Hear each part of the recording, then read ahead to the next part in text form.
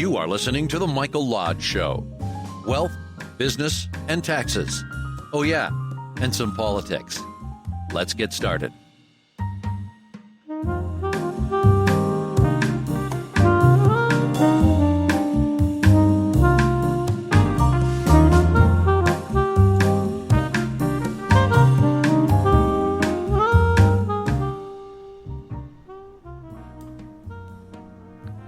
Father's Day is the worst holiday in the world. I've done the research. I already know. Let me tell you something. Mother's Day is the second most celebrated holiday in the world. Christmas is first. So that means it's Jesus, then your mama. You know what Father's Day fall at? Number 20. I can't think of 18 other holidays.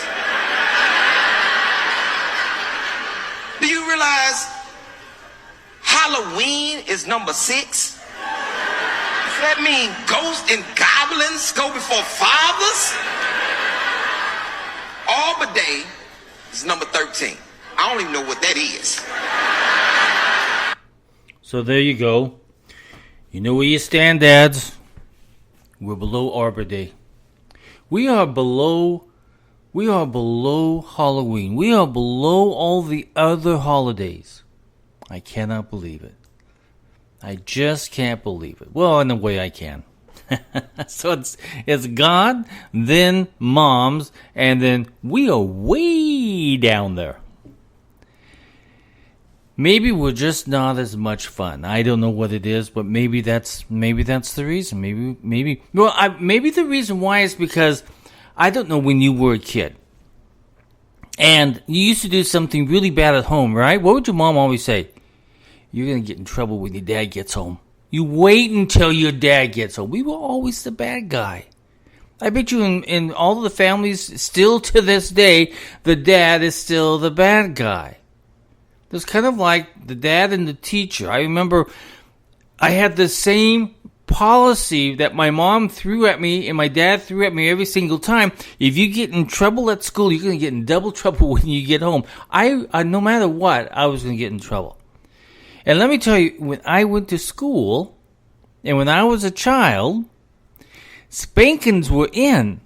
And I got a lot of them. But the teacher had this one paddle, and it was a ping pong paddle, if you know what those are. And she would carry it around with her every single recess. And she would be out there with her little paddle. And if a little kid misbehaved or was causing trouble, pop, pop, goes the paddle. I remember one day the teacher, because I was teacher's pet. And I'm proud of it, okay? So, tough. But I was teacher's pet. And so I was following the teacher around on that day. Remember, we only had 15 kids in the school. It was a one-room school. So someone had to be the teacher's pet. I was it. Don't hate, okay? So I was following the teacher around one day at school, and she bent down to console this little boy, and she handed me the paddle. And I don't know, but when she bent down, there was this big old rump. I mean, a big old teacher's rump. So I took that paddle, and I paddled her. That was one day when I found out that I do get in trouble double time when I got home. I got in big trouble. And at that point in time, when you were a bad kid, you had to go to the coat room where you put all the coats and the boots and everything. And I had to sit in that coat room for an hour waiting for my mom to come and get me. And as I sat there, I thought, oh my God, I am in trouble. My dad is going to get me. He is going to get me. I know it. And those belts, I tell you, those belts hurt. You really hurt. Those were the days when a child was to be seen but not heard. The only time you were heard was when we were getting that belt. I tell you, it hurt. I had to put books in there, put pillows in there. I would even start, I remember one time I was really in trouble. And I knew I was in trouble because as I was walking home, I could see my mom up at the top. And she was looking down with her hands on her hips, staring at me. not saying anything. Remember, mom's stare is a stare that goes right through you. And so I saw her up at the top. And as I climbed that hill, I began spanking myself because I thought, okay, I'll do it for her. I will spank myself and I won't get in trouble. Well, unfortunately, that didn't work. I got in trouble anyway. And when my dad got home, I got in more trouble. Sometimes we look back on these days, but we remember the good times too of going out fishing with Dad, and we remember digging holes with Dad, and riding on the big old cat tractor, and doing all kinds of different things with Dad. But he had the disciplinary hand of the family. And what he said, you had to do. There was a story that is probably one of my most favorite stories. Very wealthy man, had 2 sons. One son came to his dad one day and he said, "Listen, I want to go out and live my life. Can you just give me my inheritance early, and I'll go out, take the money out of the trust and give it to me, and I will go out and let me just have my time of life. I'm still young. I want to go out there and make it on my own." So the father, who loved his son very much, maybe spoiled him just a little bit too much, gave him his inheritance, and out the boy went, and he partied, and he did every single thing that a kid would want to do if he had that much money. But the problem is he spent it all, became poor, was living in barns with pigs, and just stank to high heaven because of how he lived. He didn't have any food. He was eating the pigs' food. And every single day, in week, in year, in months, and everything else that the father knew his son was out there, every day that father would go out to the gate and sit there waiting to see if his son would return. See, that father loved that son. No matter what kind of foolish mistake that he had made, that father loved his son. So he sat there every single day, looking out, wanting to hear the voice and feel his son again in his arms. He sat there. He knew at some point in time that son was going to return home. He just didn't know when. So one day he was sitting out there, and he looked in the distance, and he saw a shadow, a shape of a young man.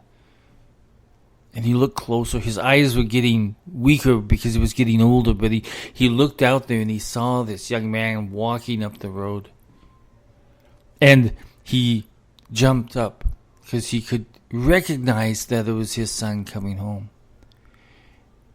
At an old, feeble age, that man began running down the road, and he took his son in his arms, and he hugged him, and he loved him. He brought him home, he washed him, and he bathed him, and he got him ready because he was going to throw him a big party, of a welcome home party.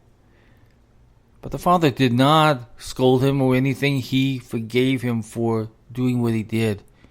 He was still his son, still loved him, still wanted to hold him in his arms.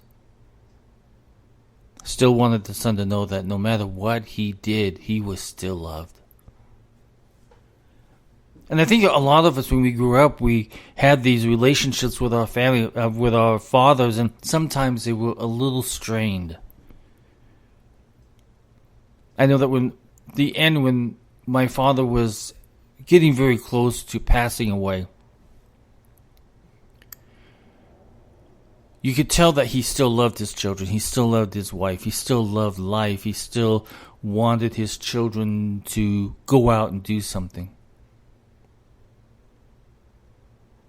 I never doubted that when my father disciplined me, I never thought that he didn't love me. I never thought that in the world, but I knew that I had done something bad.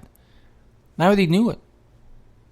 So you can't hate anybody, because if you know that you've done something bad, you know you're going to get in trouble. So I got in trouble.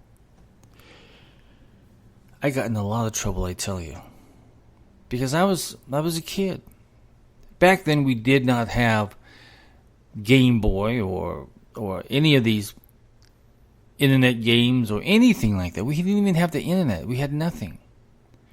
I tell you what I had. I had a shovel, and I went out and I dug caves, and I dug a hole in the ground thinking it was going to be a pool. I mean, you become creative when you're a kid and you have nothing else to play with or no one to play with, because we lived way out in the country and we didn't have anybody else to play with. But I got my work ethics from my dad. My dad worked hard. No matter how he was feeling, no matter what pain he had, and he had a lot of pain, no matter what pain he had, he still got up and he tried to do something. So listen, to all of you fathers who are sitting out there today, know that you are loved and you are blessed greatly. Sometimes you think that as you're disciplining your children that they're not going to love you. Well, let me tell you, they love you more. They love you more because you are teaching them the difference between right and wrong.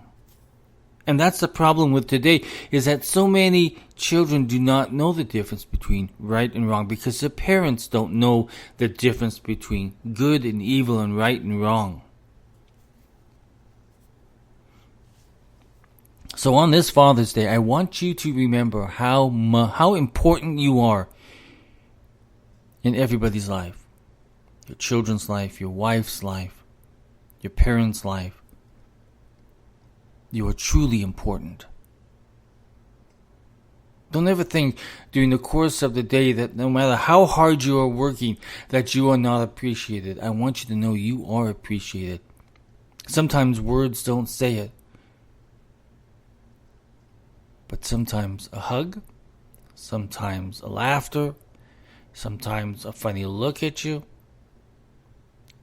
from your children or from your wife knows that you are appreciated. No matter what you do in life, you are still going to be forgiven.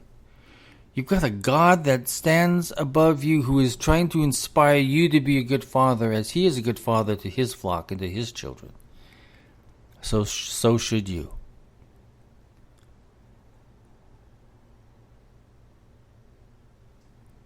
Your strength is not perfect as a father. Your strength is not perfect. But your strength is there.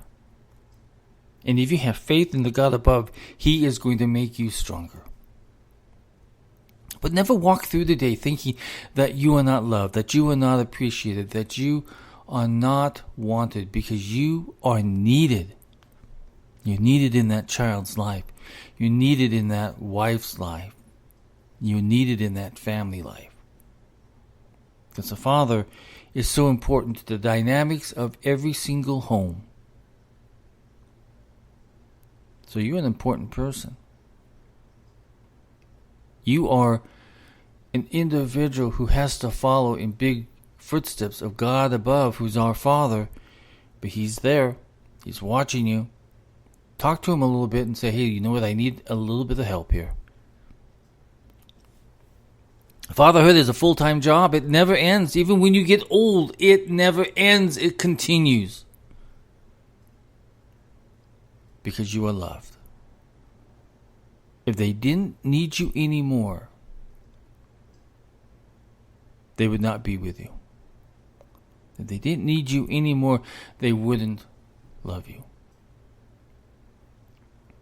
You may have some cross words from time to time, but that does not mean that you're not loved. It just means that you don't see eye to eye.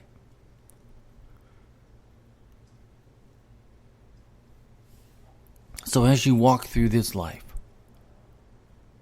know that your strength is not perfect, but it is there, and it will be for that child's life. From the day they are born until the day that you die, you are still that father's child. You are still that child's father.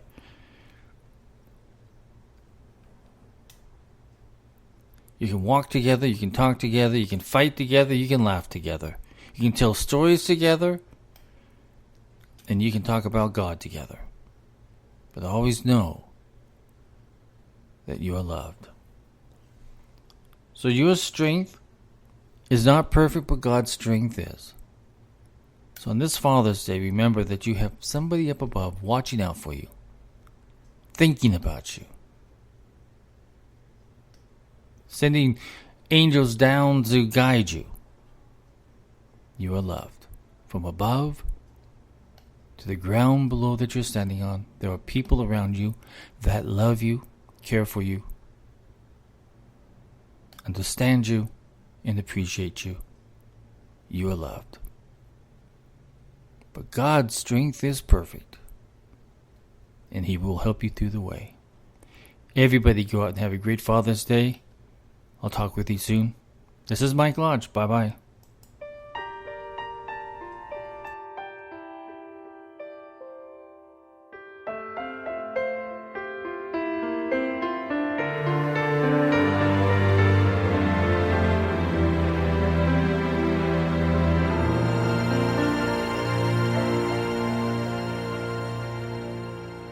I can do all things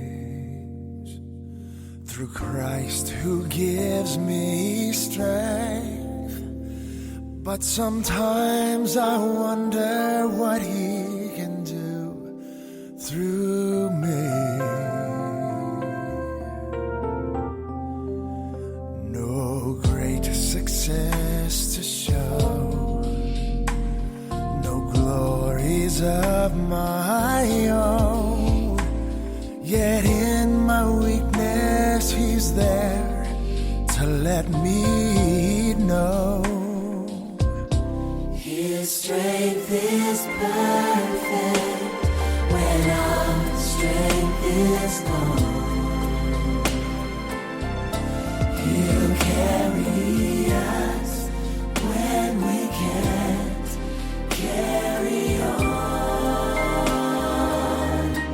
Raised in His power, the weak become strong.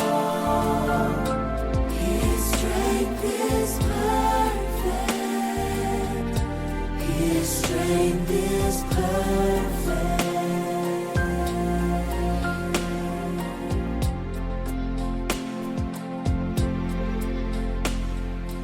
We can only know the power that He holds when we truly see how deep our weakness goes.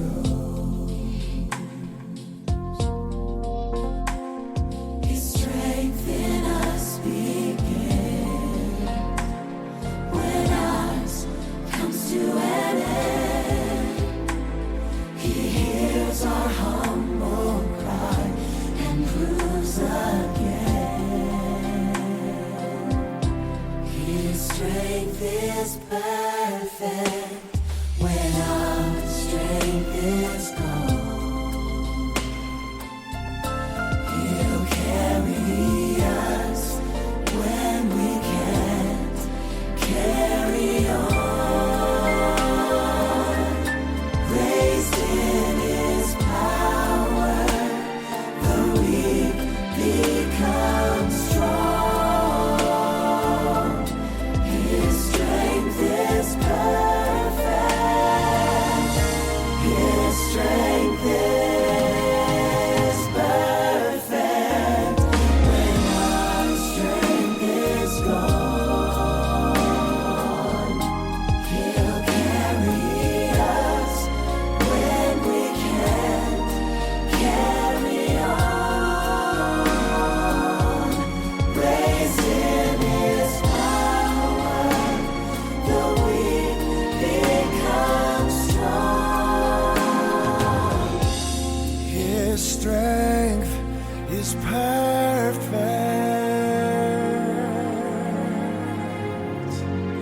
Ooh, His strength is perfect.